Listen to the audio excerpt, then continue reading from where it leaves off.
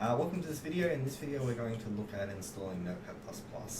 So first thing, just go to Google and type Notepad++, and then you should be able to follow the first link there.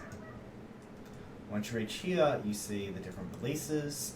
You can just use the latest release, which is here, so you can click on that. And then you get two options. You get a 32-bit version or a 64-bit version.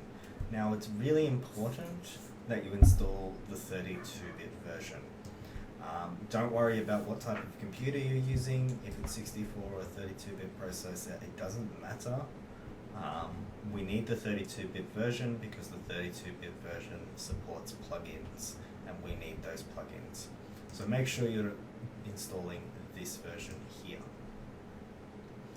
So go down to installer, click on it. You'll get an installer, which is an exe, run that, and it should install Notepad++. Okay, so now we open up Notepad++, and you should see something that looks similar to this. This is a slightly older version of Notepad++, but it does the exact same thing. So from here, go up to the top and go plugins. Then we go into plugin manager. Now, as I said, different versions. This might be just a click on here. On this version, you have to go across and go show plugin manager. Once you do that, you should get a big list of available plugins, and what you're looking for is NPP FTP. So once you find that, put a tick on it, and then hit install. Okay, and install that. Yes, yes, yes. Now we'll shut down Notepad++ when it installs it, and then it should come back up. So that plugin's been installed, so now we go plugins, NPP FTP should appear in the list, then we show, and you should get this little window on the side.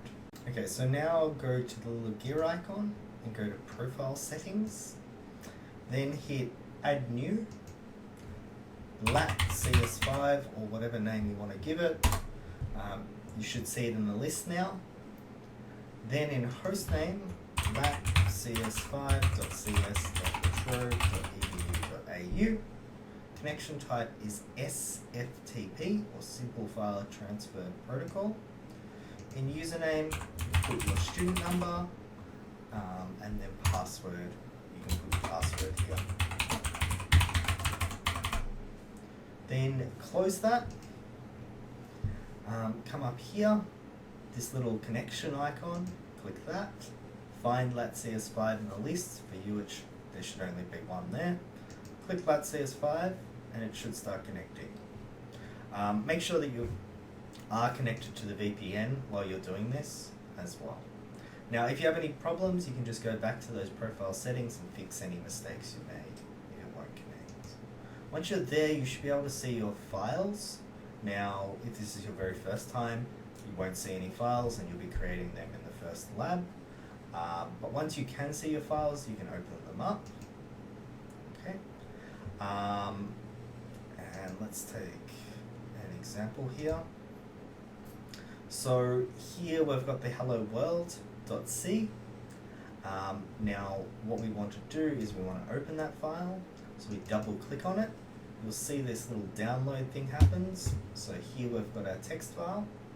And what I can do is I can change this. I hit Control S to save, and you'll notice that it uploads.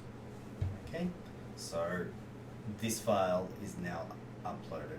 Make sure that you double check and you can have a look at the top of the window that you are actually saving to the server and not to your desktop or My Documents or somewhere like that. So if you just hit Control S, it will automatically upload. Now if you need to create a new file, just right click on the folder you want to create it in, create new file, and we might call this labexample.c. So that'll create a new file in there. You'll see it appear, double click on it, Then whatever we type here, press Control S and it will upload it. Okay, so you can use this to do all of your text files at home. Just make sure that you are uploading it to the server and not running it locally, as that's probably the most common issue that students have. Alright, thank you.